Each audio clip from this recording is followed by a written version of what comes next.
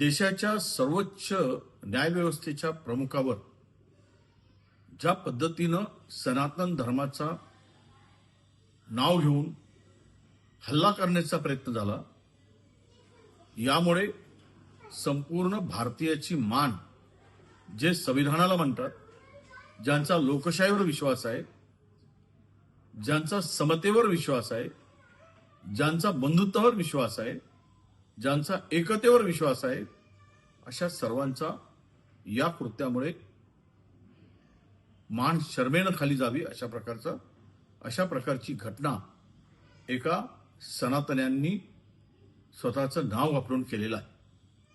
मुळात हा सनातनी हिंसक कसे होऊ शकतात? सनातन धर्माने तात्विक विरोध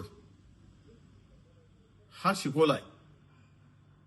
तत्वाचा विरोध करा, पण सर्वोच्च स्थानावर कायदा सुव्यवस्था, कायद्याच्या सर्वोच्च स्थानावर बसलेल्या व्यक्तीवर अशा प्रकारे भ्याड हल्ला करण्याचा प्रयत्न करणं म्हणजेच या देशामध्ये आता गुंडगिरी,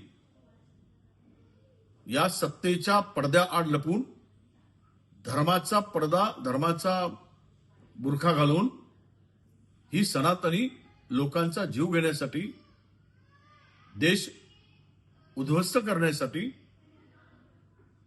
यांना पाठबळ मिळतं का? यामुळे यांची शक्ती वाढली का? हा खरा प्रश्न उपस्थित होतो आहे. त्यामुळं या घटनेचा आम्ही निषेध करतो, निंदा करतो. अशा बोगस सनातन्याला, ज्या हिंदुत्वाचा आणि सनातन धर्माचा नाव घेऊन जे असे कृत्य करतो, त्याच्यावर कडक कारवाई झाली पाहिजे. तो कुठल्याही परिस्थितीत सुटता कामा नये आणि अशा नालायक प्रवृत्तीची मस्ती ठेचली गेली पाहिजे खऱ्या अर्थानं, असं आमचं मत आहे.